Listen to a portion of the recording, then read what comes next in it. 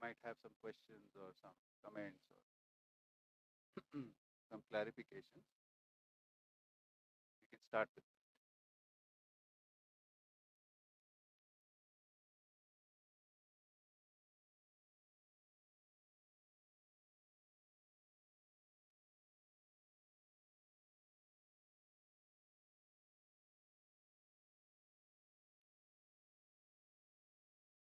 Now the content which I started and what we've been talking from the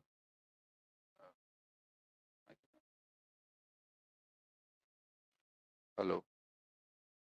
Yeah.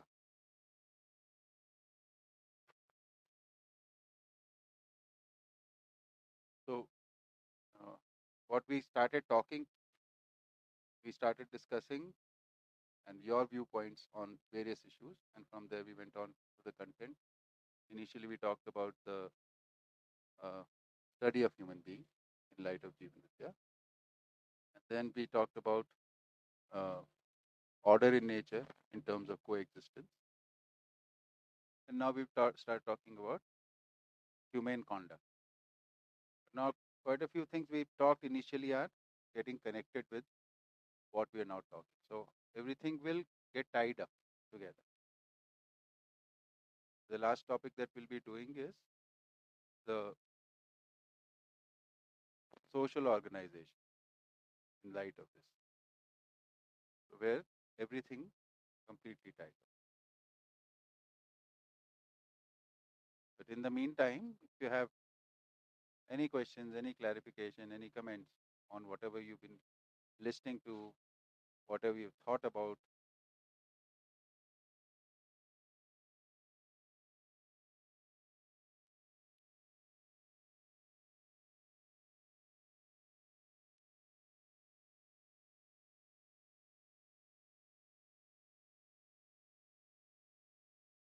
so now it's also time to tell you what happens in the first workshop. For those, some of you, it is your first workshop, right?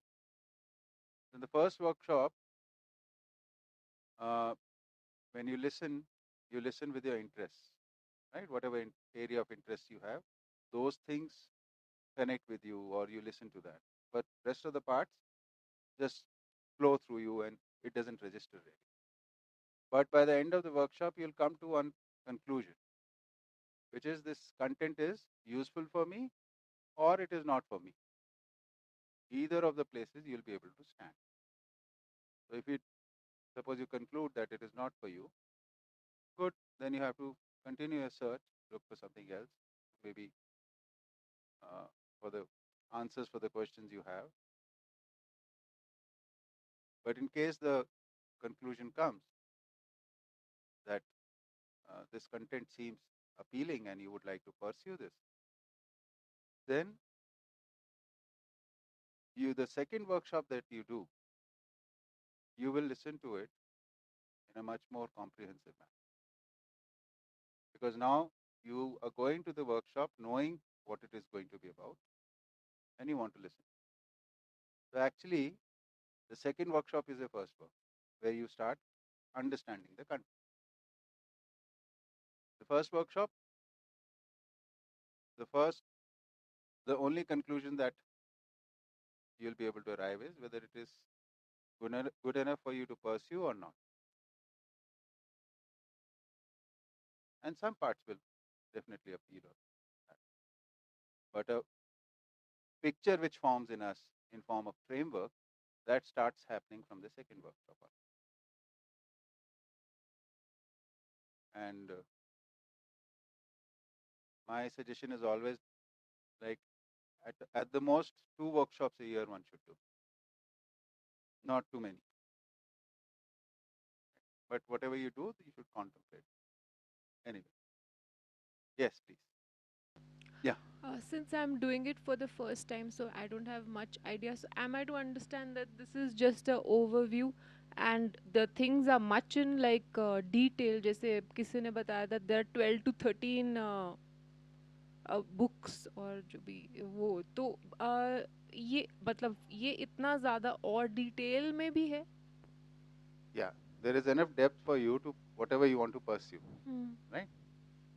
But the workshop itself in the current format which you're seeing.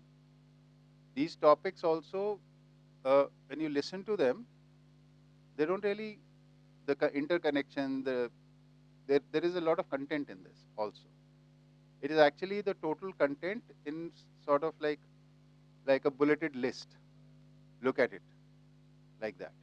And every point can be expanded further. And it has been expanded according to the questions, right? Which has resulted in about 14 books. Those who are interested over a period of time, who really want to get deep into it, then they start studying those books also. Okay. But initially, like I personally did about 14, 15 workshops, introductory workshops. Only after that did I start feeling that the content is not repeating. I could always find something new, right? And I would find something which was not clear to me. 14 workshops happened over a period of 3-4 years. Anyway, any questions on what we have talked about till now? Any thoughts?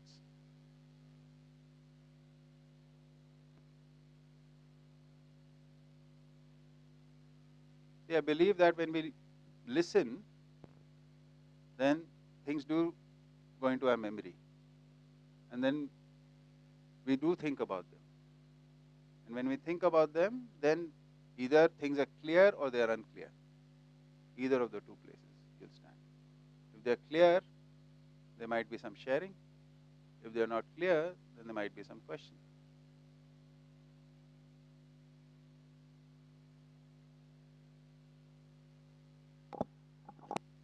Yeah, you go ahead. You have the mic. So my one question is that currently all of us who are sitting here, we come from a background that can allow us to attend such workshops. Uh, Probably after a lot of more learning and reading books and attending workshops, we can put it in our life, probably follow it as much as our own personality, our own life allows it. But my view, just one thought is that is it because of the fact that we are very privileged, we come from a family or a background that is I mean, if I am missing 2 to 3 days of salary, it won't bother me or my family in any way.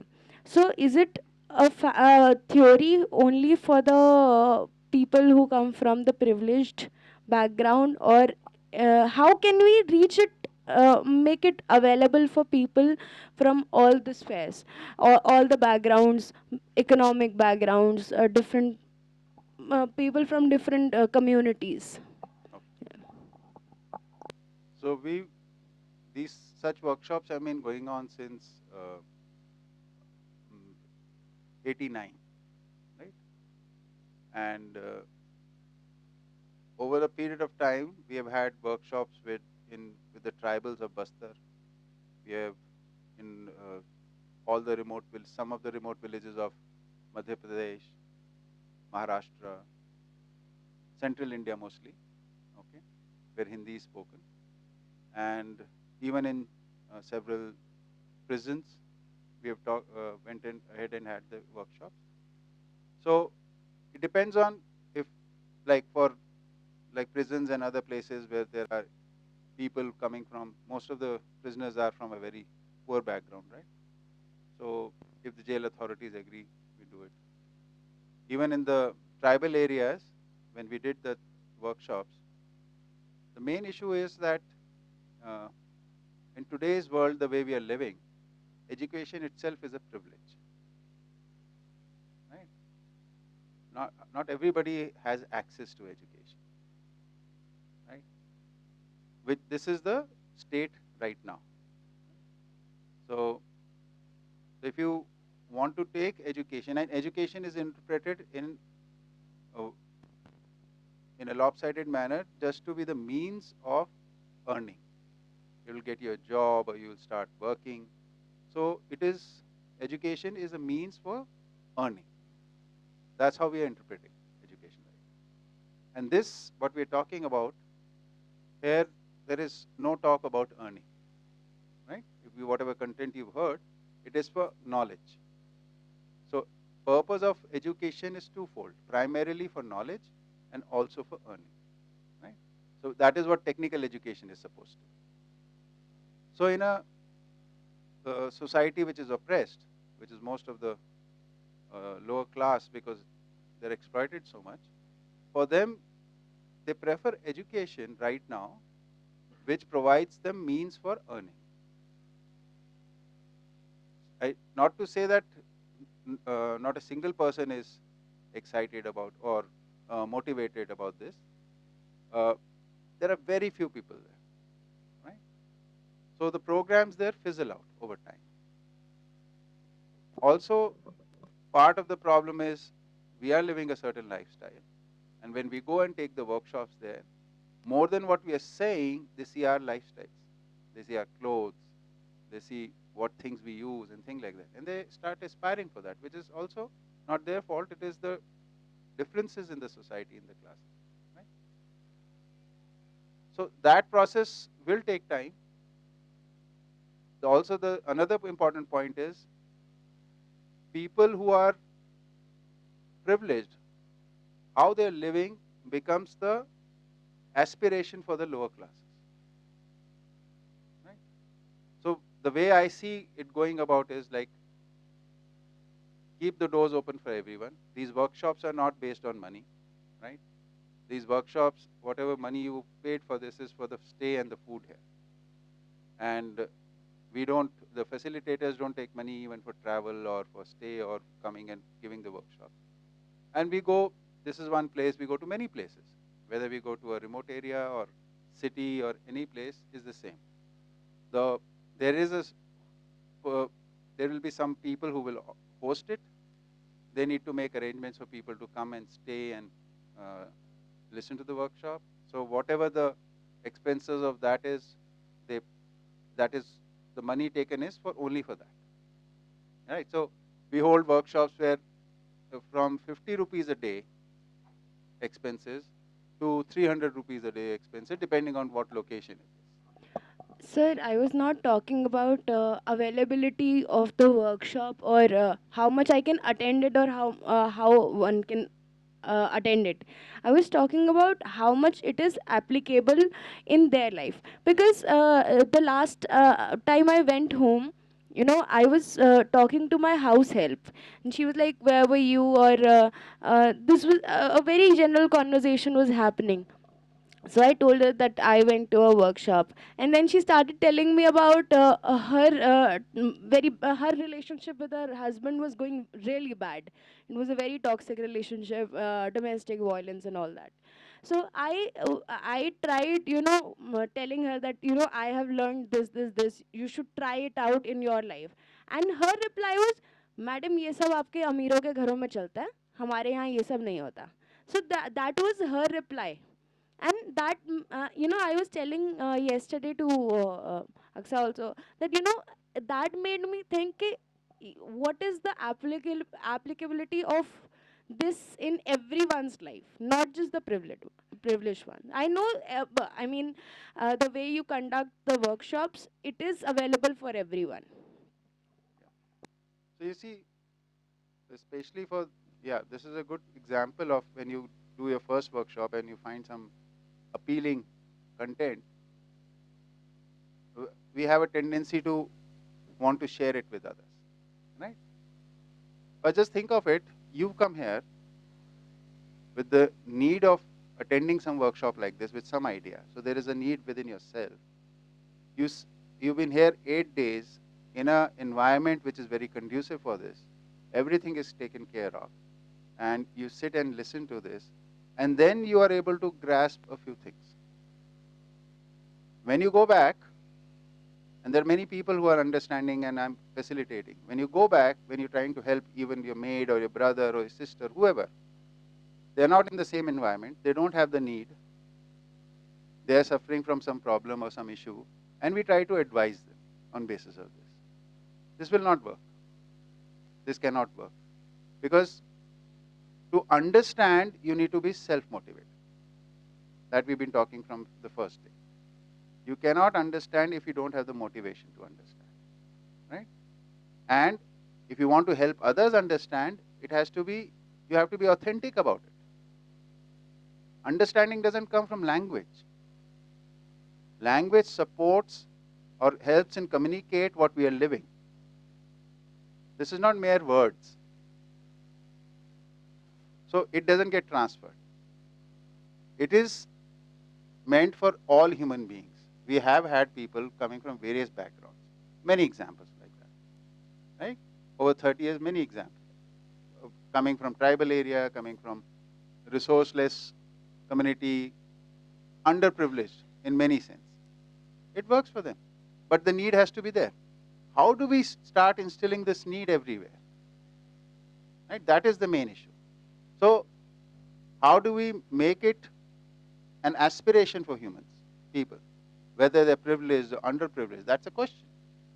So first we have to understand this, and our conduct, if it seems appealing to others, that will inspire people. If our families live in a harmonious way, the way we deal with people, we are interacting with various, some people more privileged than us, some people less privileged, our behavior there will show an impact. And then we can talk on basis of that. So it is meant for every human being, but the human being has to have the need.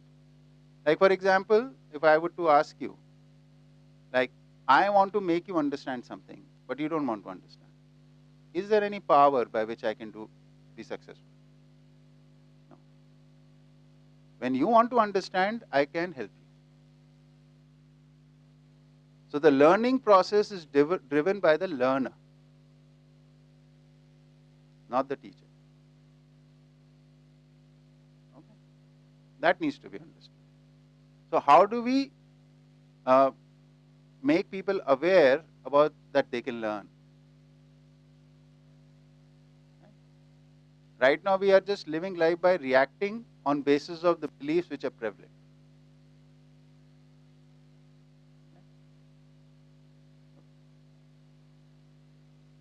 Yeah, Aksa, you wanted to say something? I just had a question that does admiration as a realized value lead to simplicity as a manifested value? Right, that's a good question. So, since our topic is on values today, and you asked about admiration, let's start with admiration, right? Take them. So we discussed that 4 points, the mutual evaluation. Nyaya. I'm forgetting the Yeah. expectations of the family. So I've understood it in theory, but I don't have clarity as to how to apply it to my own family. It seems very complicated at the moment. So, how can I improve my understanding as to even if I sit with my family, for example, to begin with. So, I should I take the basis of values and ask them like, okay, let's discuss about respect. When did you feel respected, or when did you feel disrespected in the relationship? Uh, Same way about love or If you do that, you'll have a trust. long list of complaints there. If you go and start doing that. No, this is not what we're suggesting. Okay. So what is the learning process? How do we go from understanding to living? Right? That's the basic question you are asking. Right?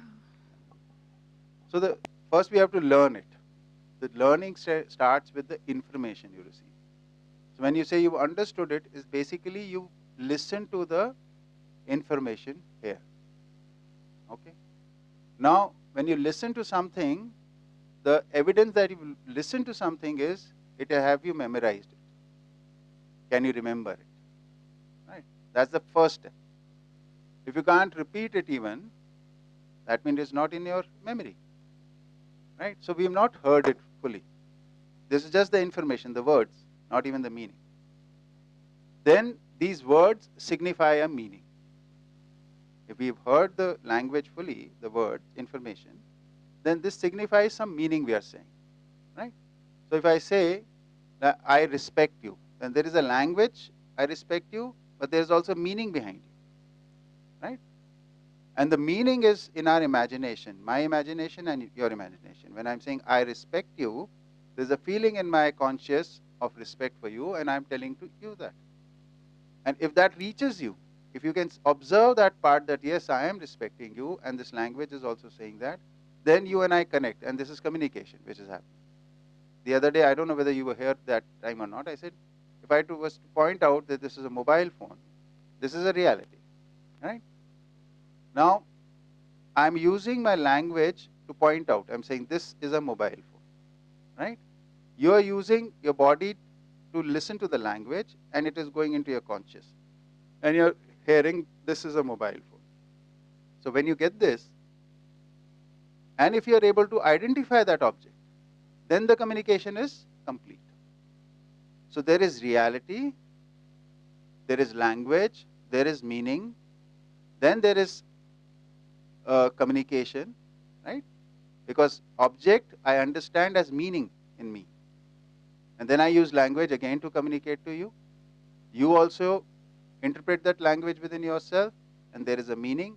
And if you're able to connect to reality, the same reality which was being talked about, then the communication is complete. So first part is to ensure, am I seeing the same reality which is being talked about? Have I seen the reality or not? That is the part of learning. When I talk about respect here, when I talk about the various values or harmony or order, are you able to see it as a reality? So there is an initial time that will take you to first grasp the meanings of these things. What happens right now is when you listen to the information, it doesn't seem wrong to you. So you say, I understand. It not seeming wrong doesn't mean you've understood it. Right? The day you understand something, it transfers into your living. You don't have to apply it. There is no application. The process is learning, and what you understand, it immediately transfer it as action. समझना ही जीना है. Understanding is living. We only live that what we have understood. There can't be understanding that I am not living. And that's just a belief or just information within. So now what do we do with our families then? Right? So whatever you're learning, first start practicing as a responsibility of your conduct. You just try and see if you understand. Suppose you want to explore gratitude, you want to explore admiration or trust. Then see, can you practice it? And you can observe what is the impact happening on people around you. Right? Slowly, slowly, slowly you start having the confidence, yes, I am able to live with respect with others. I am able to live with trust with others. I am able to live with admiration with others. Then you can do the evaluation. Right? So understanding is slightly deeper. And there is a process before that which has to take place. Okay? Does that answer your question? Any follow-up, or should I move on? Yeah, Aksa. So admiration? Okay. Anybody else about this, what we just talked about? Okay. Okay, so we were talking about values. Just go to the Nyaya slide, Drishta.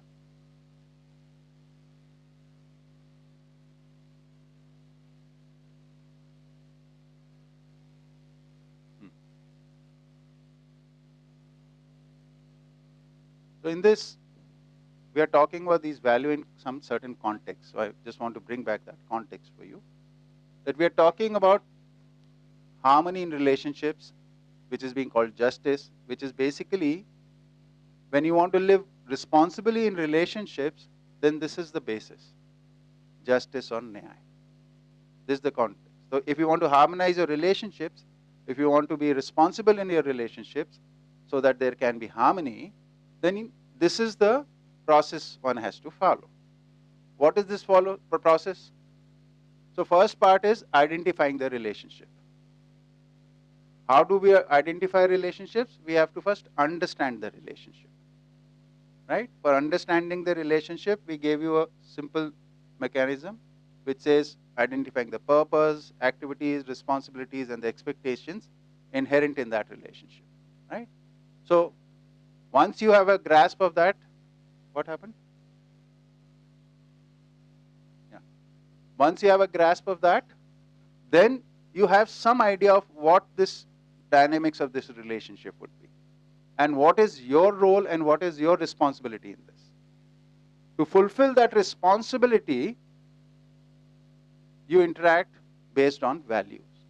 You start attempting to be responsible on basis of the values.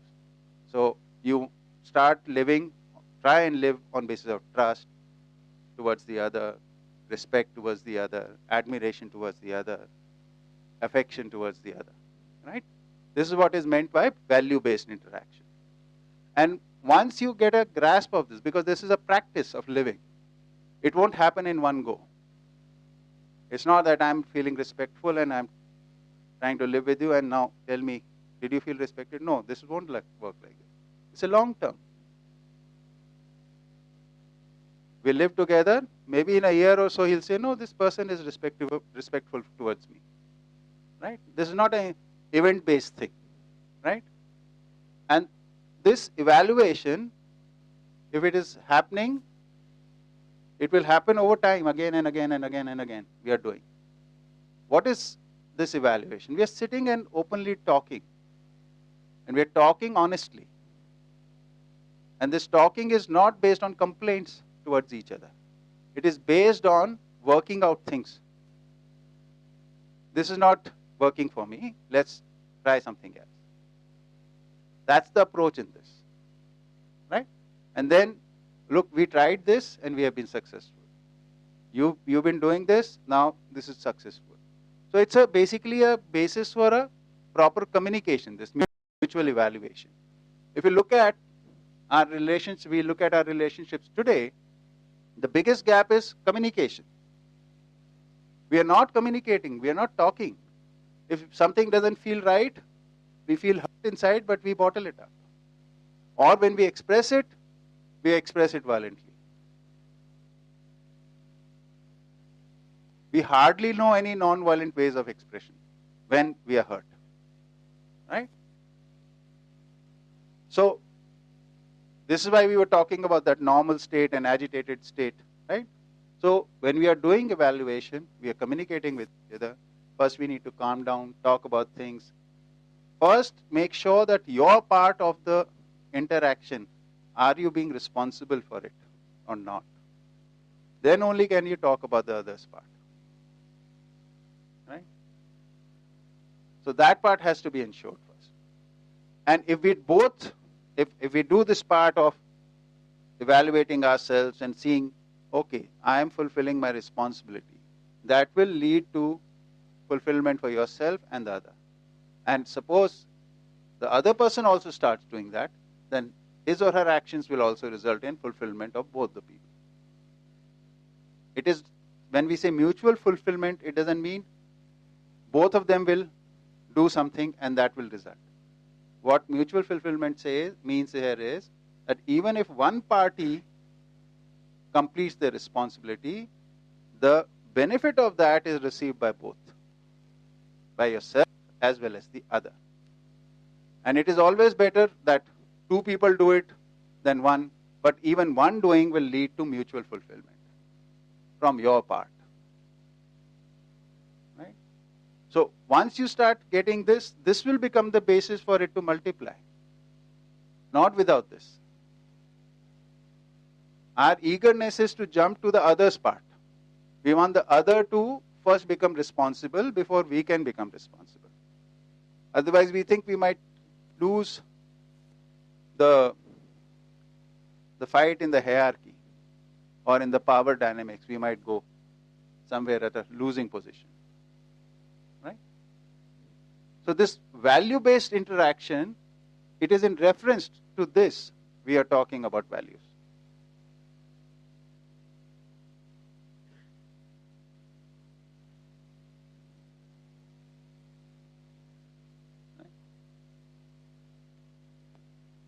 So these are the behavior values. In this we talked about yesterday was that there are 9 realized values of behavior. I have a doubt. Yeah. So like the 7 relationships, and in the parent-child, I don't know about the others, but in the parent-child, there's clearly a power dynamics as far as I understand it. So this process of this 4 steps, because the child also doesn't have an understanding about it. So, but suppose, so is it like compulsory that it has to be initiated by the higher person in the power dynamics, or it could be initiated either of them, or if it's a husband-wife relationship, but there is a power dynamics there, and it could be initiated by either one of them. So yeah, in the present form, all these relationships are working on basis of power dynamics. Power dynamics, how does power work out? It is used in form of fear and greed. All power is lived or utilized in living through the mechanism of fear or greed. Carrot and stick. Greed. Carrot and stick theory, right? Reward and punishment. That is what power dynamics is, right? Human relationships are not meant for that. But it's the sorry state of today that we are living through power dynamics in relationships. Carrot and stick. That's why we are talking about humane behavior.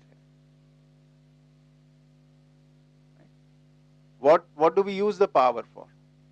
That I get more from you and you get less from me. What you do for me, I assume it to be my right. I keep telling you it is your duty to do it. I might be using the words your duty, but actually I am saying it is my right for you to do this for me. This is power dynamics. This is not how human relationships are supposed to be. There can't be any harmony like this. Yeah, you can arrange for some food, some clothing, some vehicle, some house, building, something like. You can manage some wealth with this dynamics. But you can't have relationships. You can't have emotional health.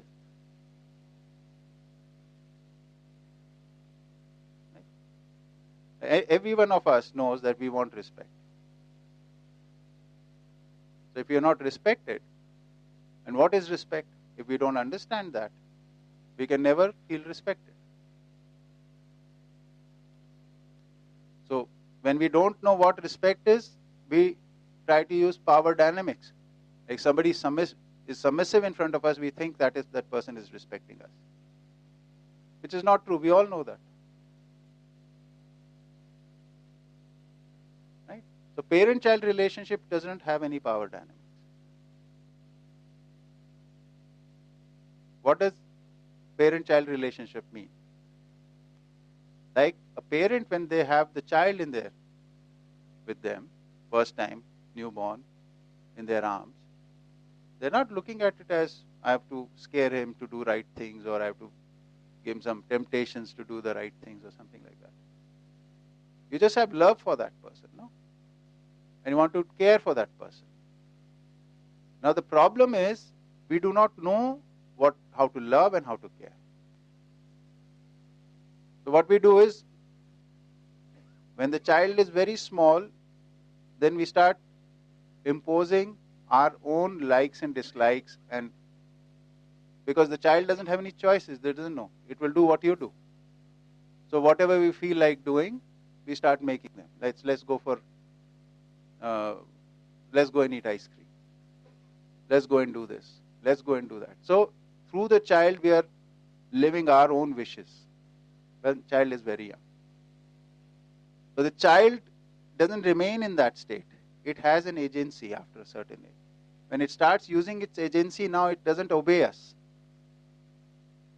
Now what do we do? So that's when the prevalent mechanism is use power dynamics. You'll get punishment if you don't listen to me. Or if you listen to me, I'll give you a reward. But that only works again for few years, because till the time the child is dependent on you, when they have the choice, they can always break away from that.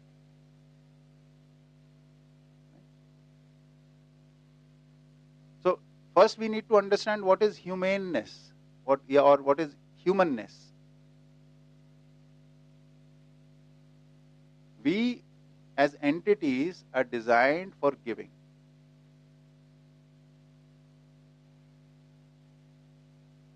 We are not designed for taking. Like for example, when you're calm and when you're parenting, then you want to do as much possible for your child. And it doesn't have any condition that I'm doing this because the child will do this for me. Human relationships are about unconditional giving. But for that you need a certain awareness. It can't be done with the current level of awareness, because we are very insecure inside. So first we have to address this insecurity. First of all, we have to have self-confidence. Self-confidence comes by knowing yourself as what you are in existence. That is the root for self-confidence. So when you are self-confident, then you can give. Then you are not dependent on others to take, because you find yourself capable that what I need physically is very little. And I have much more abilities to procure through my own sincere efforts without exploiting anybody. I can procure much more. So whatever I get, I distribute, I give it to others. But right now, that is not happening. So we have to start working on two levels. First is building our self-confidence by understanding what we are. What is my true nature? That is what we study here. When we will talk about this, resoluteness, courage, generosity, kindness, benevolence, and compassion, we'll see this is the human nature. These are the human qualities. Right? We can probably go into this part. Dishna, we have that table translated, the Panchkoti wala? Okay. So we'll do that later. Okay. So there are many ways in which humans live on this planet, can live in this planet. Presently we are living like what we call animal consciousness, where we think of ourselves as body, and where we think to survive we have to snatch. Right? And within that domain we have made some protocols. How to exploit others, there are protocols by which. So if you go by those protocols, you are considered a decent person. Those break those protocols are not considered decent people. But those very protocols are exploitative in nature. We are not meant to live by them. Like for example, every child is born without any property, any wealth. How does any person have any right over any wealth? What gives that right?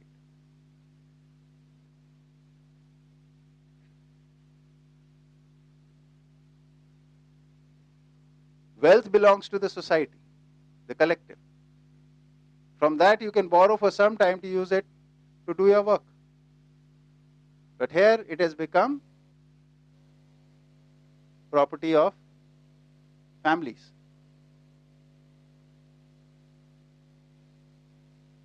And all the wealth has been accumulated through exploitation. There is no other way when you can accumulate wealth. In the ratios that we have accumulated. Right? If suppose you were in a natural way accumulating, you want to keep some food for yourself, say grains, you won't be able to sustain storing more than say 100 kgs, 200 kgs of grain. If you wanted to Accumulate clothes, maybe 5 pairs, 10 pairs, 15 pairs, maximum you can accumulate. If you look at objects of utility.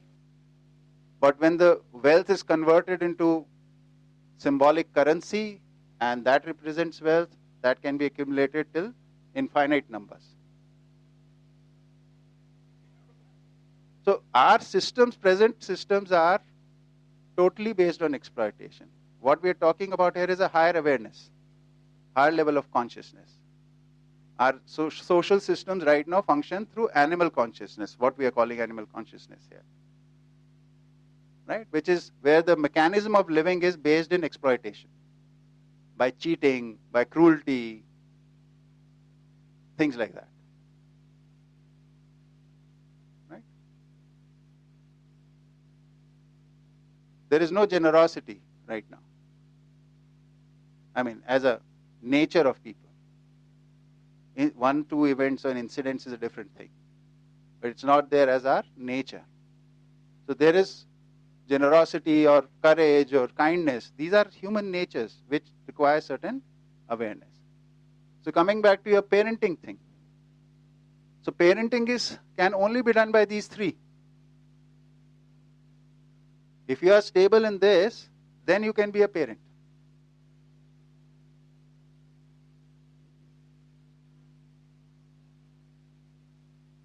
This is for everyone. In human nature, parenting, this is the qualification to be parents. Minimum this.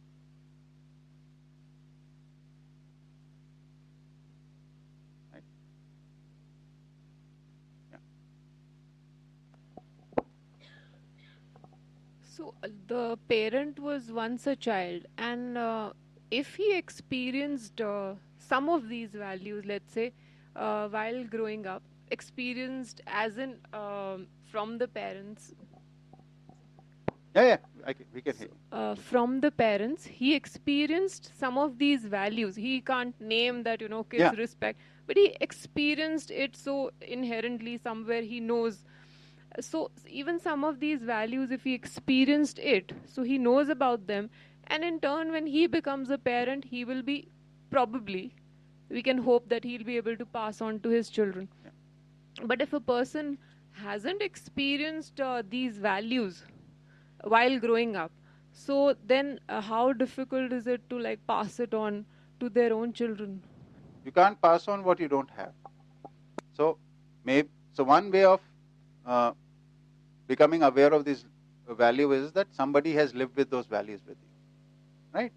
So that is one way of becoming aware of them. The other is, suppose you've not had that opportunity. Then through process of education you can learn these. This is what we are proposing here. Otherwise we are trapped, no? It's a black hole. Nobody is living and nobody is experienced, so therefore it can't be with anyone. So every generation will be like this.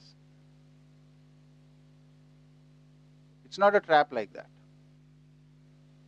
So since, say, I am not experienced in my childhood, but I can learn through educational process how to be aware in values, how to live them, and then start living them. And people in contact with me can experience that in my presence. And isn't this what our expectations from each other is? Don't we want people to be with love with us, with trust with us, with respect with us, with affection with us? This is what our expectation is.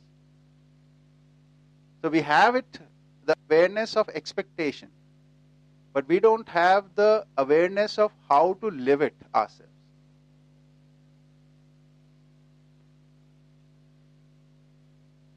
So from birth, a child has the need or demands, please, that I need justice. They want fair treatment to them. So they have expectation that people will be respectful, lovable, right, with them. But they don't have the ability to do it themselves. So this is one of the objectives of their education. That this expectation that we have from others, we are also able to deliver the same to the other. So So I want respect from you, I should be able to live respectfully with you. So when we go through the education, then we must be able to learn how to live respectfully with others, how to live trustfully with others. But this is not part of the education right now. This is missing. Second thing, from birth, every human child wants to do the right thing, but doesn't know the difference between right and wrong.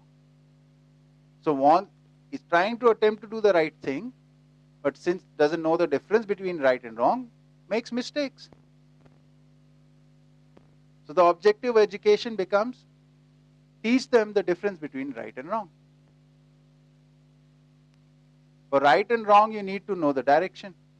To have a direction, you need to have a goal. That's why we talked about the human goal here. That there is a universal goal. What is the universal goal? Continuity of natural systems and continuity of the human system. So if you have the goal, anything which is in alignment with that is right, otherwise it is wrong. This a child can be taught. And the third thing from birth which child has is the tendency to speak the truth. But what is lacking is it doesn't know what the truth is. So whatever it assumes to be the truth, it speaks. For example, a small toddler is going and sees an electricity point, wants to put his finger in out of curiosity. And his or her elder brother, sister comes and slaps him on the hand to avoid putting that finger in that. So this younger child complains to the mother that the brother has hit me, right? Or the brother has hurt me. Now he's telling the truth, but he doesn't understand the truth that he has been saved from very big damage. So the truth is in entirety. We have to understand the whole coexistence and how from fundamental level to the subtle level to the gross level, how it functions. That is the truth. In reference to that, you'll be able to see things clearly. Otherwise, we will be making some assumptions which will not be complete and will always be part of the illusion that we think life is.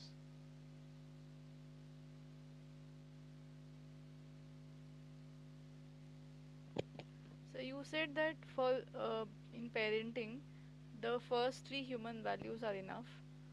Yeah. Yeah, as in, but I just want to understand why kindness or compassion.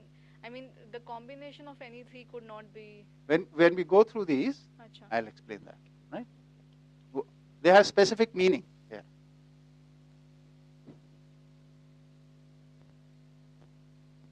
Okay. So shall we come back to the topic of values? Yeah. And you wanted to know about admiration, right? Right. So as I said, in this column, for every point, there is something to understand. And your question is, if you have admiration, then how is simplicity connected to it? Right? So let's understand right now how simplicity is absent. Right? So here what we mean by simplicity is that a behavior in which you are able to accept the lead of the other. Right now what happens is, if we see somebody ahead of us, mostly if we might get jealous or we might feel other negative feelings and we are not able to follow their lead. Right? Secondly, because there is power dynamics, because of the power centered in me, I will not take the lead of a person who is below me in hierarchy. Right? Good example of this is, whoever earns the maximum amount of the money makes all the decisions for the family. Whether what the education should be, what the food should be, how the family is supposed to, what sort of lifestyle they should live, what health treatments they should get. So in a power dynamic active family, those decisions will be taken by the authority. Right? So this complicates things in living. What is simple living? Whoever knows about nutrition should be making decisions about food in the family. Whoever knows about health, better amongst, say, we are 6 of us living. So whoever knows better about health should be making decisions about that. Whoever knows better about education should be making decisions about that. Right? But we don't see this. It's a power game. Right? So in patriarchal societies, mostly the head figure male is making most of the decisions about everything. So what does it do? Because every person wants to make some decisions which others accept. This is human nature. And if that person knows more in that area, then it is the right thing to do. But it doesn't happen because of the power structure, because of all the complications. So this is complicated. So what is admiration? So before admiration, we must understand respect. Okay? Respect is an important thing. Because respect is also of your abilities. Right? Of your personality, of your talents, of your abilities. Everything combined. So for respect, what is respect? We say it is the feeling is basically seeing the person as he or she is. Not over-evaluating them, not under-evaluating them, and not wrong-evaluating them. Not seeing them as something else. Over-evaluation is also disrespect. Under-evaluation is also disrespect. And wrong-evaluation is also disrespect. Like, how do you want to be treated? Yes, please come. Come. It will take a long time.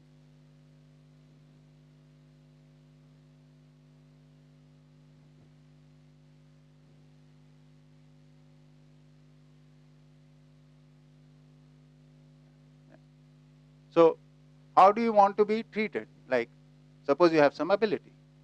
Like, suppose you can do some work. So, if you do that work, you need to be acknowledged that you do that work. You have the ability to do this. You have the ability to carry that responsibility with you, right? But if I over-evaluate you and say, no, you can do this and all that too, trying to be like, because I'm very happy with you right now, so saying, no, you can do this also and you can do that also, like in work situations, suppose you are there. You can do everything. You can only do what your abilities are according. So I need to understand your abilities to respect you. I need to understand your talents, your personality, what are your likes and dislikes, what pleases you, what displeases you, what is comfortable for you, what is not comfortable for you. Then only can I understand your personality, and only then can I respect you properly. Right? So there are 3 levels of this to understand. One is understanding the things you can do and things you can't do. So identifying that clearly. One. Second is what sort of behavior you can do and what sort of behavior you are not capable of right now. That also needs to be understood. So in area of work, in area of behavior, these are the 2 dimensions we have talked about in 4 dimensions. And the third is intellectually. Where are you? That also I need to have a good idea. On basis of all these 3, when I interact with you and keeping the awareness of all these 3, then I respect you. Which is basically your work abilities, your behavior abilities, and your intellect abilities. Intellect abilities also include your emotional abilities. Here we are calling intellect, which is the mental part, right? As we discussed in our 4 dimensions. then I respect you. So when you respect, there is a right evaluation with you. So when you have done the right evaluation, if suppose I am doing your right evaluation, then there will definitely be areas where I will be able to see you are ahead of me. Some areas. Now, the moment I see them, and if I am a balanced person, then I'll have a feeling of admiration for you. Oh, you are ahead of me in this. How does that translate? Admiration. Then, if you have admiration, then you want to follow that person to get that quality in you. So you take their example, so you learn from them. So admiration results in the tendency to learn from the other. Right? But without respect, which is basically based in right evaluation, there can't be any admiration. Right? And if this is the way I'm doing with you, this is the way I can do with him, I can do with them, anyone. So wherever I see the other person is ahead of me, I can follow them. If the other person has also got the ability to respect and admire, they can also follow my lead in areas where I'm leading. So in the family, in any group, every person gets opportunity to lead. Isn't this what we need? Yes. But this is not a fake opportunity, like by turn, like now today you'll be a leader now, whether this person has ability or this doesn't have. So it's not on basis of that. It's not a mechanical thing. It is based in reality. Yes, please. So you said understanding, Mike. sorry. Huh. Yeah. When you said that in your work, I was just understanding from the workspace that a lot of times we don't realize what we can do or we can't do. Yeah. And it is out of experience. I'm just sharing that my teammate or my boss knows what I can do, and I am still like figuring out कि मैं कर सकती हूँ, if I can or I can't, and they say no, you can do it. So would it come under right evaluation or under over evaluation? I understand from my end probably I'm under evaluating myself, but wouldn't it be like कि I am not ready for this, but they are giving it because they can identify that particular strength in me which I can't, and they want me to explore it. So Yeah. where would that stand? So if it is based in reality, then it is admiration and respect. If they are saying that you have this strength and it has been identified correctly by them, then it is respecting you. But suppose you don't have that strength and they are just telling you to know you have this, then is over evaluation. Or you have that strength and they say no, you can't do this, that is under evaluation. Or they say you can never be able to do it, that's wrong evaluation. So this is determined by the fact, the reality of the situation. See, why is this happening in such a situation that you don't realize and the other person is able to see your strength, right? It is happening because we interact not with reality, we interact with our imagination. We talked about this earlier. So we also have a self-image. I am like this. I can do this, but I can't do this. These are my fears. Right? Whereas the other person, if is a learned person, can see these are things which this person is able to do. Therefore, it's logical that he or she should be able to do this. Right? So, the level of awareness we have about ourselves, the same level of awareness we'll have about others. So how do we start seeing things? Start becoming aware of yourself. Then you start seeing the same quality in others. Whatever you see in yourself, that is what you see. The presence, absence, or maybe in some parts that thing is there in others. Because you become aware in it. Right? So for human beings, the most conducive thing is all they have to do is study themselves. For study, Your whole content is with you, which is you. This is the 4 orders. You can study that here. This is an individual. This is the emotional states. This is the intellectual state. When you study this, you can apply it on others. So you don't have to look at any content outside. All this we are talking about is just information, but actually you'll study yourself.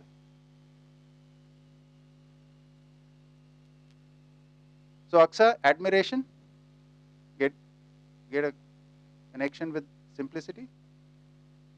I have understood it. Just if you can tell me the Hindi meaning, the Hindi word for simplicity. Saralta. Okay. Gaurav and Saralta.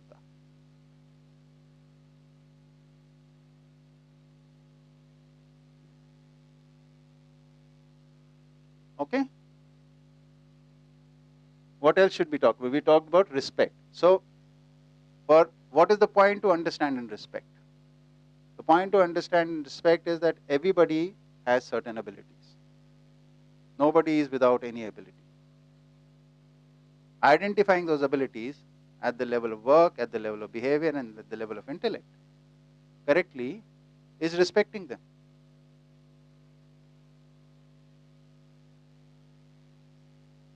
If we understand this, then we can respect anyone.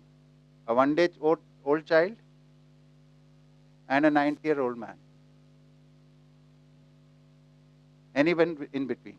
Everybody can be respected. But if we don't see them, if we are not aware, then we won't be able to see them fully. And if we don't see them fully, we'll only see our own images of them.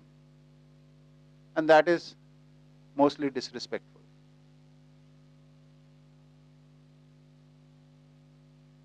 So everybody has abilities, and there's a way of becoming aware of those. And that way is first become aware of your abilities in the area of work, in the area of behavior, in intellectual area, right? In your spiritual journey. Become aware of your abilities, your achievements. And similarly, you can see in others. So this whole Jeevan Vidya is about seeing yourself along with, and on basis of that, seeing the world. This is the mechanism.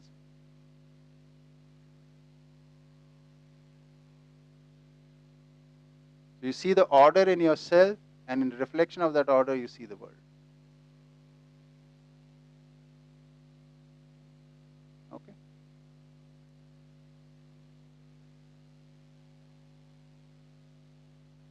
So we talked about respect.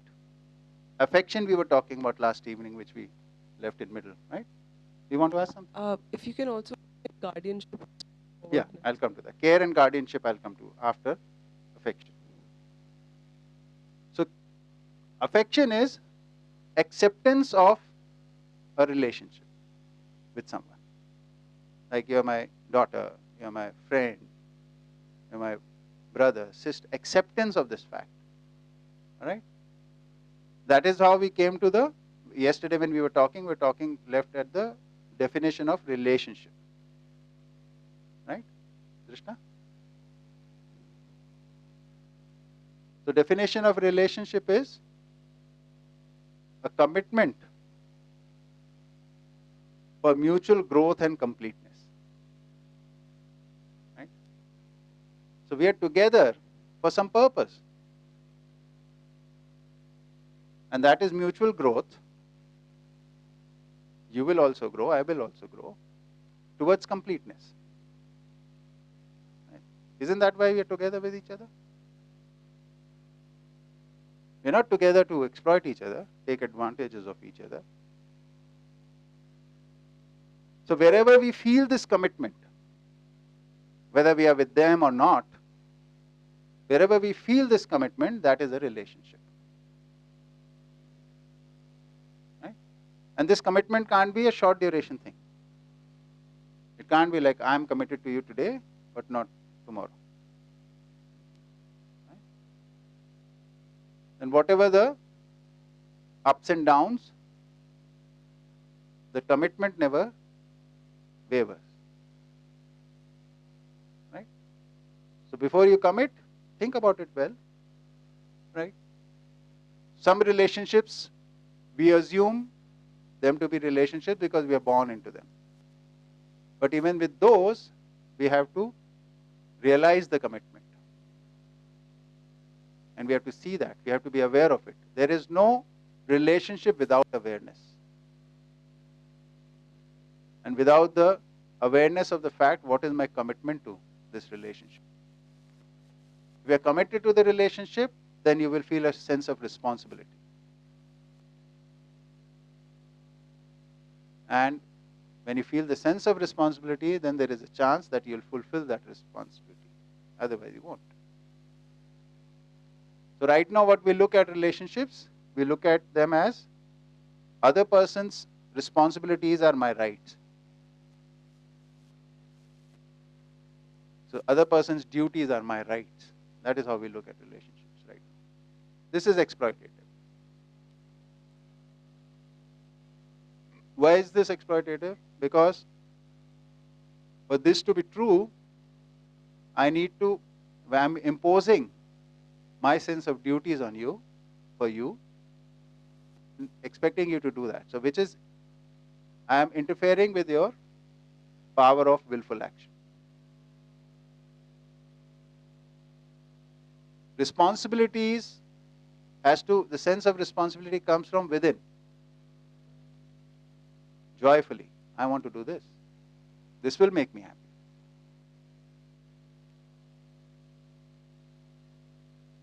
Okay. So, relationship is a commitment for growth and completeness. So we need to understand what is growth in sense of human being. Growth is, go back to the values, becoming more and more aware about these. This is growth.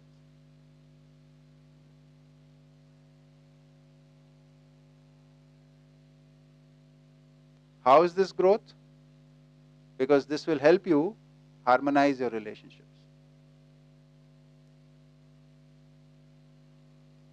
So if you, from day to day, as you move forward, your relationships become more harmonized, more stable. Isn't that growth?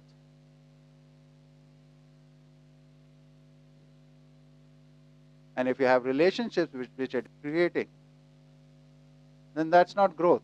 That is the opposite.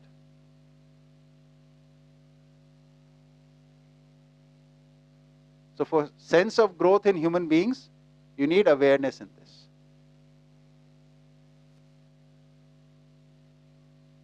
So coming back to affection. So when you knowingly, with full awareness, accept somebody in a relationship, which means now you start having a commitment towards them for growth and mutual growth and completeness, then you're filled with an emotion towards them. And that emotion is called affection. The emotion of attachment. That we are together in this. Okay? And how does it manifest in living? You become dedicated towards them. What is dedication? Like you have priorities in life. Everybody has priorities in life. So a person with whom you are in relationship also has priorities in life. So you start giving their priorities a priority. That is dedication.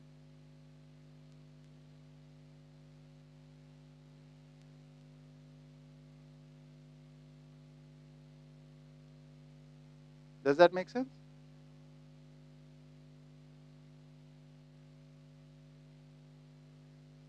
When you are able to give priority to your partner's priorities or to your relative's priority, your brother, sister, friend, whoever, that means you're dedicated to them.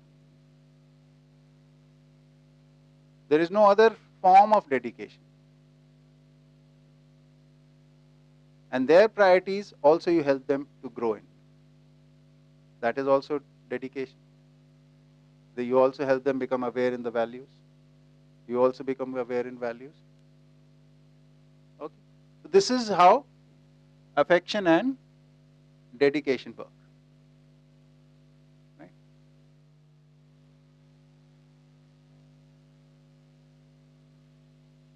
So respect and amicability. What do you understand by that right now? No idea. Friendliness.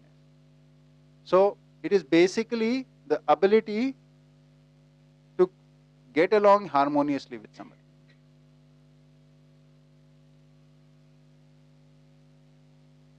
For that, won't you need to be able to respect that person? If I want to get along with you harmoniously, I need to respect you. I need to know you properly, know all your abilities. Then only can I interact with you. Right? What is in the work area dimension, what all you can do, I need to know. I need to know the quality of your behavior. I need to understand your intellect and emotional states. And then I can be harmonious with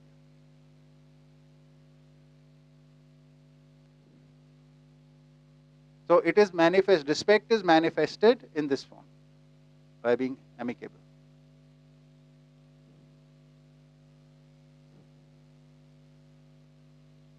So all these values which you are seeing here, the manifested values, right? So you can check this like this. If I am not amicable, then there is an issue with respect.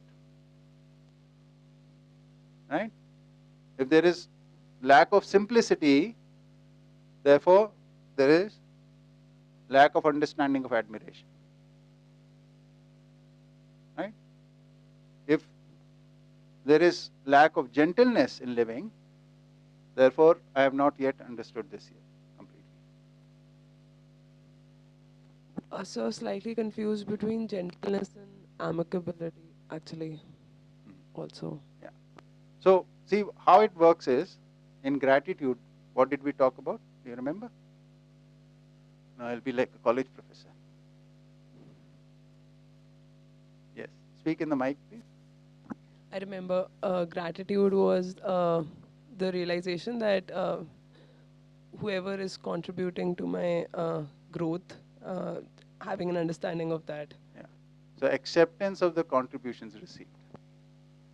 Right? So now this gentleness, like for example, we are living together and there are some ups and downs which keep on happening. Especially in these times, if you have gratitude, so your manner of communication, manner of responding will become gentle. Which doesn't mean you'll falsify anything, if even you have to point out a mistake or something. With the feeling of gratitude when you do it, you become gentle.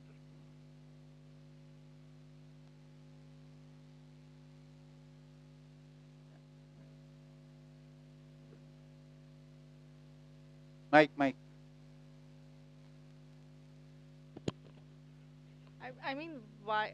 Like we were seeing that the other where all All the these values would be. huh.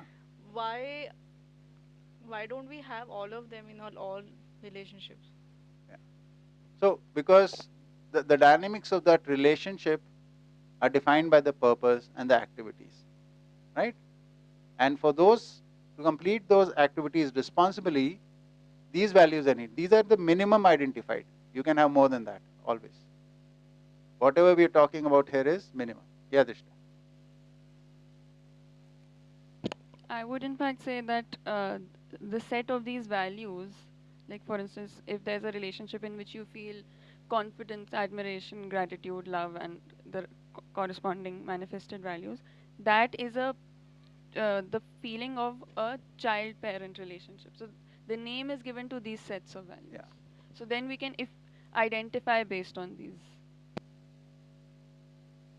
नहीं, समझ में नहीं आया होगा, थोड़ा और elaborate करो, please. No, you do it.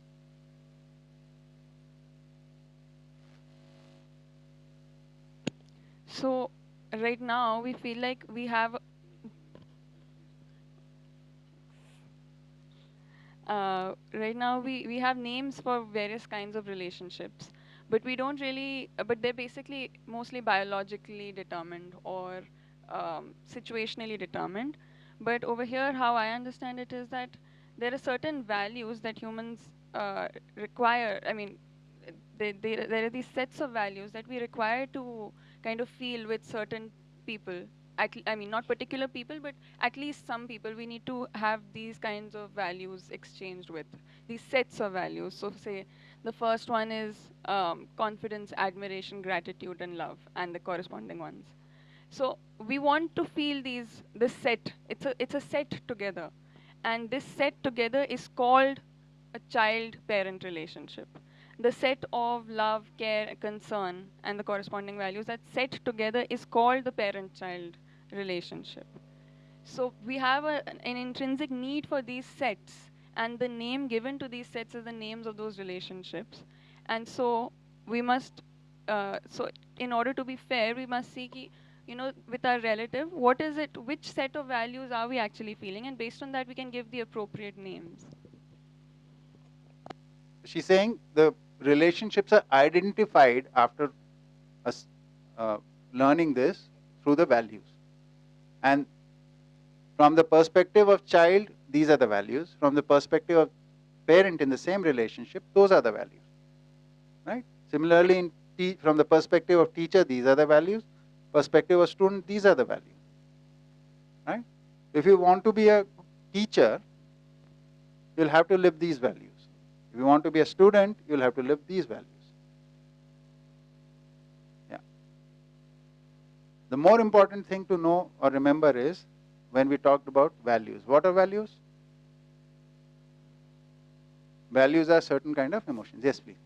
Mike, you were saying something or just raising hand like that? Okay. Yeah. So, values are definite emotions. We talked about this, right? Values are definite emotions. What definiteness is there? They all are emotions of responsibility. Yes, please. Pass the mic to Gangu.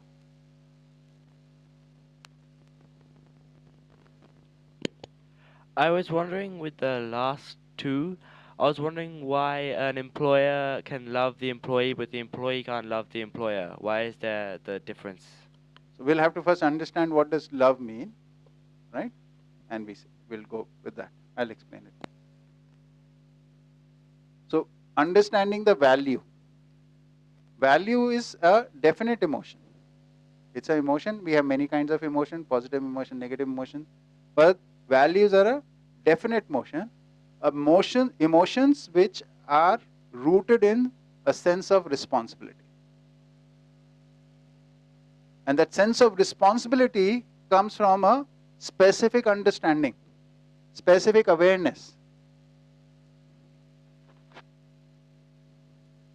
So these are the higher emotions, if one could say so, values, which come through understanding and awareness. And they give you a sense of responsibility once you become aware in them. And this is what fulfills relationships. Relationships cannot be fulfilled in absence of these. We might call each other husband, wife, parent, child. We might do some activity in it, whatever activity. But if these values are absent, these relationships will be unfulfilled.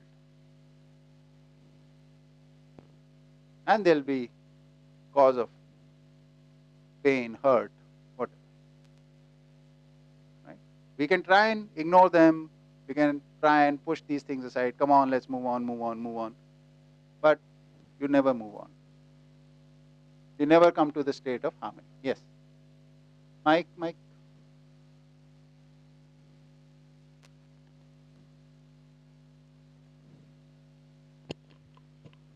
Just wondering why respect and amicability are not present in all relationship. Like how a teacher, why a teacher shouldn't respect the student, and when it is sort of evaluation and right evaluation, why is that absent there?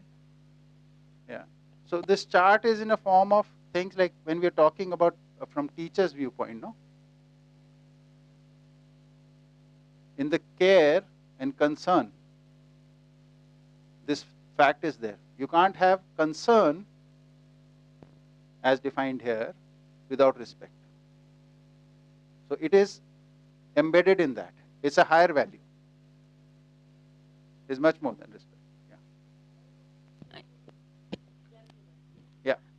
I think it'd be nice to add over here that we haven't fully studied this table yet either, right? Yeah. So So we are also exploring the table, right? And we are also practicing certain things. And this is the information right now, right? Yeah, you were saying something?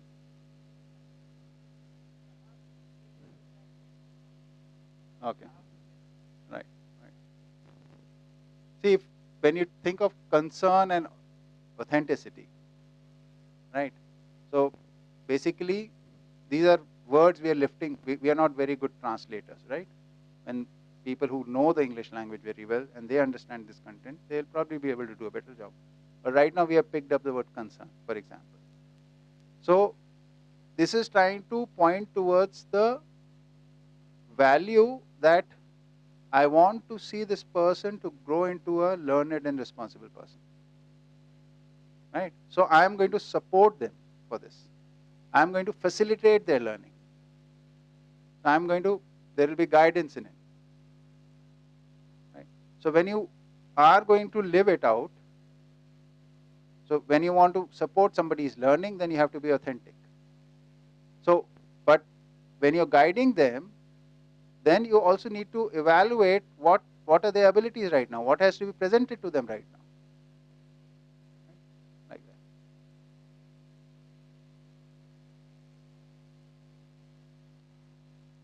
Can we go back to the values table?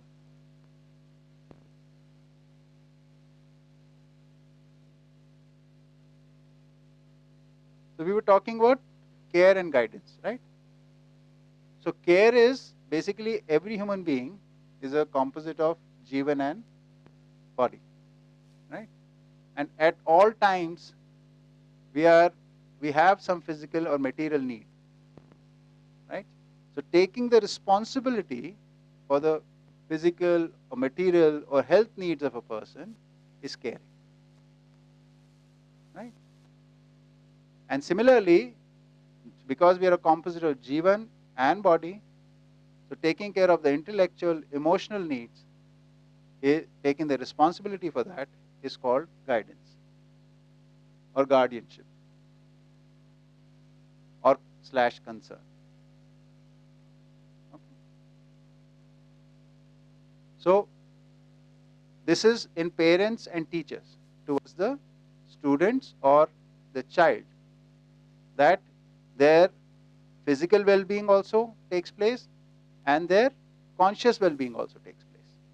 So when the primary concern is of physical well-being, it is being called care.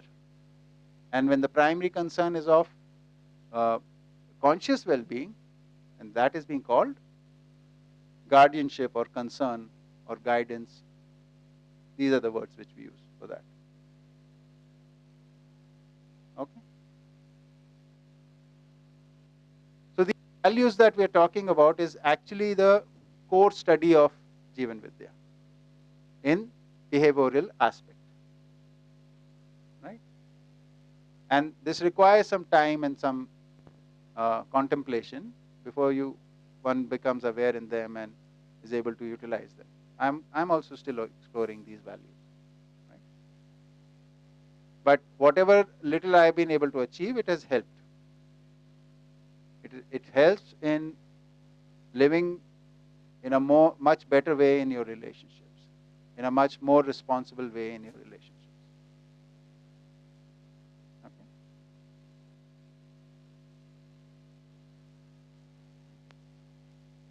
Use the mic, please. I just want to say something about the 7 relationships because I was speaking to Nani in the morning also. What are the values for grandparents? The grandparents are equivalent to parents. Uh, but exactly the same as the parents. The values would be similar. How they manifest those values in what actions, the actions could be different. Parents could be taking care of certain things, grandparents can take care of, say, grandparents are very good at taking care of emotional needs, right? But the value of guardianship will be there with them, right? Like that. So like teachers are taking care of the intellectual needs, parents are taking care of their emotional as well as material well-being. So all three have this guardianship, grandparent, parent, teacher, but they're addressing it differently from slightly different angles. Okay? Similarly, uncles, aunts, and everybody.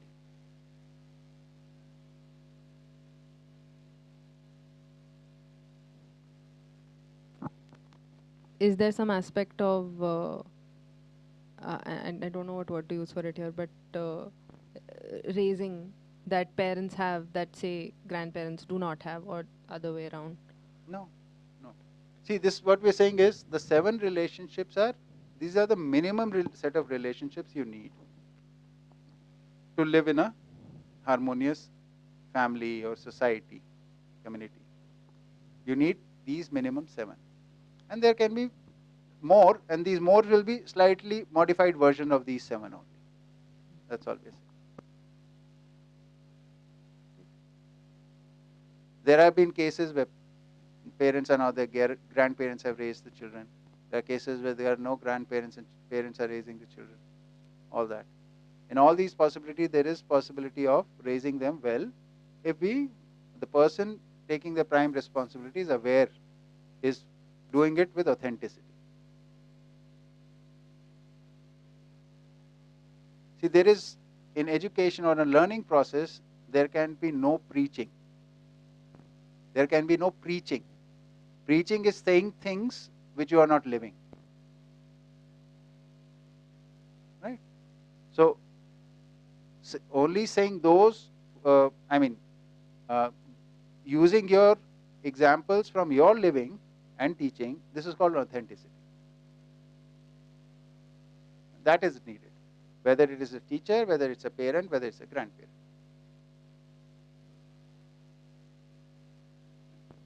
Because very soon the child is able to see the gap.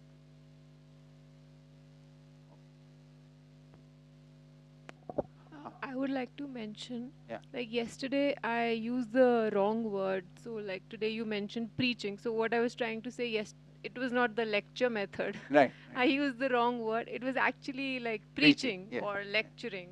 Yeah. Okay. So yeah, I want to apologize for that. No. I was also not able to grasp what you were trying to communicate. Now it makes sense what you were saying. So,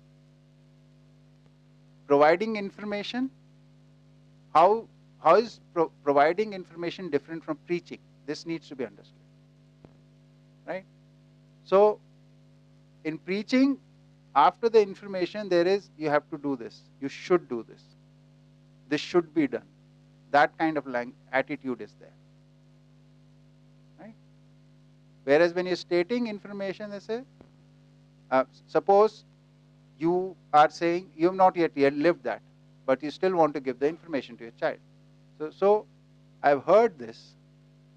I'm yet to live it, but this is what I've heard, and this makes sense to me at this level.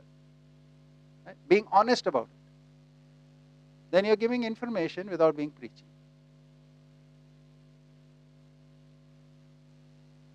The focus is always, you're always self-aware when you're sharing.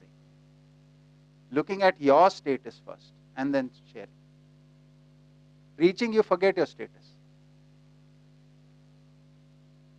Anybody, if you open the TV, there are so many channels which are preaching all the time.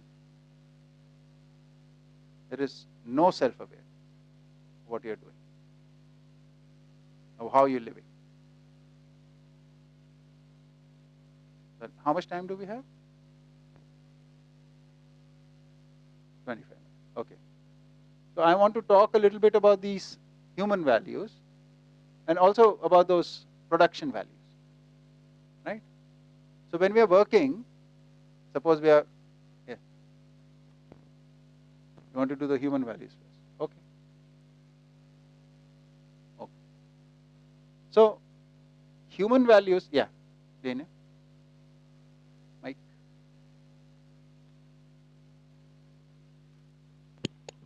I was just wondering, are we going to go into the love thing today, or are we going to do it tomorrow or some other time? We can do it right now also. Let's do it right now, because first let's address that. I slipped out. I could have addressed it right now. So thank you. Okay, thanks. Okay.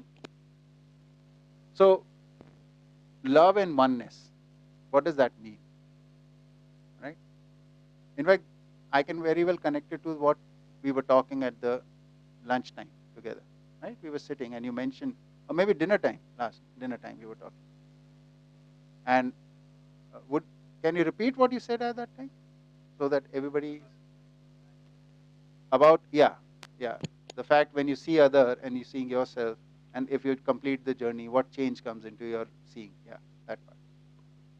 So I was just saying that if you have the 4.5 values that you are born with instincts, and they're already like you're already using in them in your daily lives, but when the 5.5 values you haven't discovered yet, and when you discover them, you realize that actually every human being has these 5.5 values that they can use, and therefore every human being is equal because they can all be as happy or as unhappy as the next person, and therefore we should kind of, I'm not sure actually, but I kind of pity criminals because they haven't seen the 5.5 values and they don't actually have a chance to be happy in their lives. So we are lucky enough to have the happiness in our life, and it's unfortunate for them that they don't have the happiness in their lives.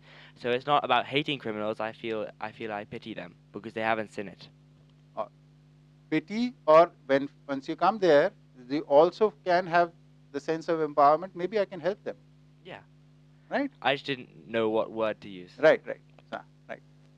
So if you look at this change in attitude, where one is you want to keep a distance or avoid them, right? And the other is like from this place you're seeing that they are just like me. I got the opportunity to do this journey. I was fortunate enough and I've done this journey. And if they get the opportunity and if they are able to do this journey, they'll also arrive. So they are just like me. This whole feeling that they are like me, they are one with me, this is what love is about. Seeing them as in your own reflection. So when you start seeing yourself as a human being and your human journey, and everybody is a human being with a human journey, the feeling which you have towards the other is called love. The feeling of attachment, right? The feeling of bonding. And how is it manifested? Then whoever is whatever stage, how can you facilitate them to move forward? That is oneness. So that everybody arrives at the same place. So how can you be complementary to everyone at any time? So whether a person is a child or a person with bad habits or good habits, how can I be complete with them? How can I help them complete themselves? How can I help them in their growth? That is the only thing. What can I give in this situation? That attitude is love and oneness. Okay? So it's very different. So it comes when we are talking about why can't a student be like that, for example, because he's still doing the journey, right? And this employer-employee is also, I mean, we need to, I don't know, we'll have to look at that, why it's not there. I'll look into it first, and then I'll respond to that part later. Right? Because you're right, it could be both ways. They both have learned it. Right? So the qualification for this is you need to have activated your rest of 5.5 activities. And we use the word activity for them. You're using value. So you can 4.5 activities. in Jeevan, and the rest 5.5 for the knowledge, right? Activities. That's the word. Very nice. Okay. So let's go to the human values or the human qualities. These are the qualities which define humanness. This is the way of living. Right? When our identity becomes one with this, then we are human. This is that 99% commonness that we will have with each other and 1% uniqueness. Right? So what is resoluteness? Resoluteness is always about becoming aware in your goal and having commitment for that. So goal, for example, can be what we called about human goal or the universal goal, continuity of everything. And so your commitment for the universal goal. So every action you are going to do will be that in mind. So this, I will not waver from this goal. I will not move away from this goal. This is resoluteness. So I'll wait for the opportunity when I can take this small step towards the goal. And I'm interacting with somebody, I'll have the patience to wait for the right opportunity, take the right action, right? Because it's not at every moment that you can take things forward. So sometimes there are ups and downs. You wait for the right moment and then take it forward. So if you've committed or you have accepted this universal goal, then every situation you're examining, how much I can move towards that. This is resoluteness, right? And in a human behavior, for example, this universal goal becomes, like in relationships, it will translate as, how can I be just in this relationship? What is the opportunity to be just in this relationship? So, patiently working for it, right? This is what resoluteness is about. So, commitment for the universal goal, commitment for the humanness, that is what we are talking about here. So this can be imposed on yourself, like you can say, just keep it like without understanding right now. Like you can keep a target, like I will go there. And one is with understanding and realization. The big difference, like we assume with assumption ki this is my goal. And the other is when we understand it, understand the goal, and then there is no moving off that track. Because sometimes, I'm missing a word here. Sankalp ke liye kya hai? Resolve, yeah. So sometimes we do have what we call a resolve, which is not rooted in understanding. Right? That can at times go towards what you call zid, stubbornness. Yes, thank you. Stubbornness. So you can be stubborn at times with your goals also. But that is not resoluteness. Resoluteness or resolve is through understanding. You will be able to yourself see how it is connected with you, and you will be able to explain it to others, why you are going there. Whereas in stubbornness, you can't do that. In the end, you just say, I do this because I like it. My way. Right? That is stubbornness. What is resolve? When we are able to explain things. And that will only happen if we understand that. So it comes with a certain level of awareness. Okay? So this is resoluteness. What is courage? So now we have in resoluteness, we have the commitment. We have the resolve that we are going to live by the goal. And we start living, start doing some things. Now when we see situations in front of us where, say, injustice is taking place, or where things are not harmonious, now you need courage to address these situations. In your own life, you can regulate things through resoluteness. But in helping others, you need courage.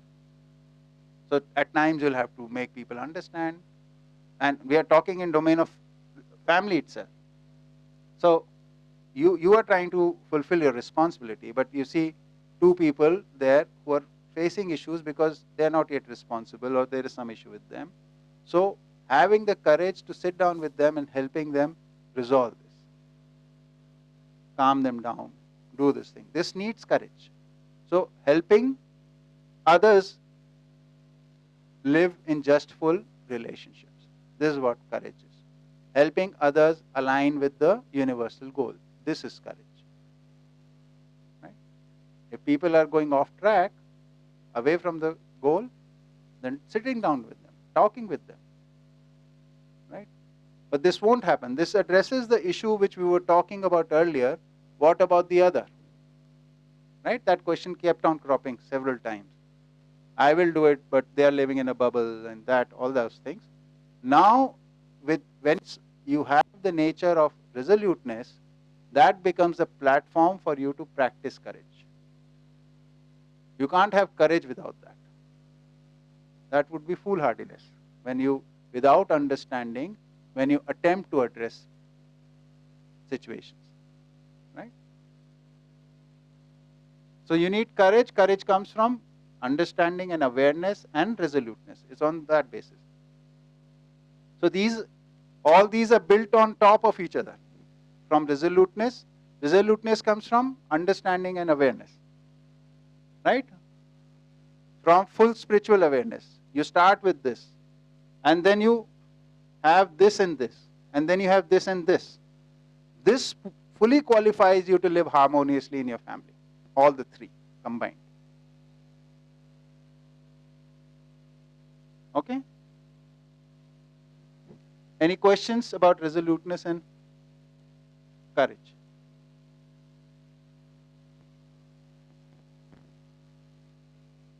So what is generosity? Yeah, Aksa. Take the mic, please.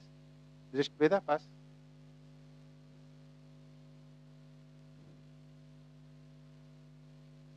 We've used generosity as a human value and also as a manifested value. Can you share the Hindi words for them respectively? Udarta. Both are udarta. What is the difference? So what is generosity? Generosity is committing all your resources for the universal goal. What are your resources? So your mental self, your physical self, and your wealth. These three. You commit for universal goal. For Nyaya, this. And along with care, that is in parenting, for the physical well-being, also you are committing all your resources. So it's the same thing. But there it is limited to parent and child. Here it is with everyone. So you want to be able to, you commit your resources in all your relationships. There it is just limited to the parent-child relationship for the time being. No. So you start practice. Yes. Just to put it in different words, all the human values basically become part of your nature, are your nature, and that which means that this is how you are with all humans. Whereas this is the behavioral values are specific to relationships. Okay.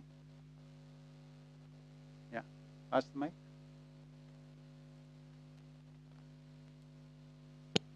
So just an observation that when you talk about courage and how you try and align people with universal goal, it seems to be too much of a task right Yes. now.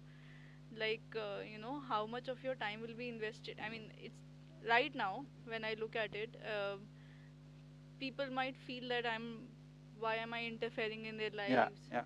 or how do I mean, it just seems very unreal Too to me. far-fetched. Yeah, too Right. far-fetched. Right.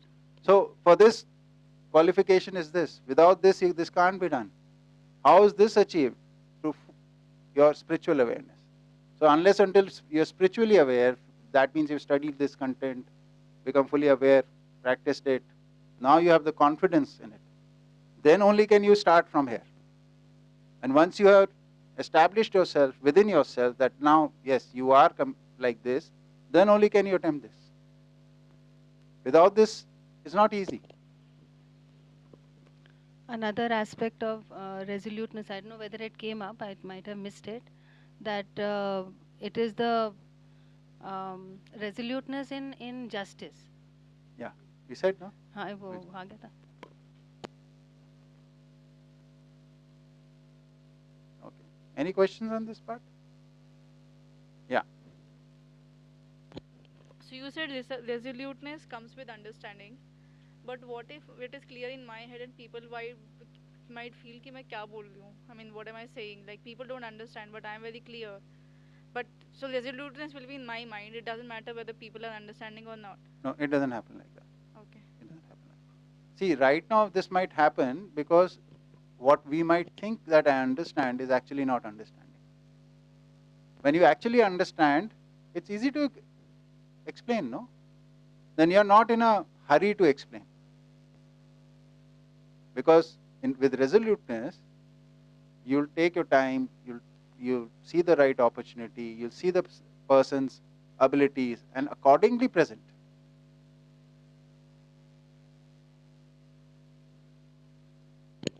And before that, if you aren't completely sure, then you will just be authentic that I have, this is as much as I've understood, and the rest I'm exploring, or this is the information that I have.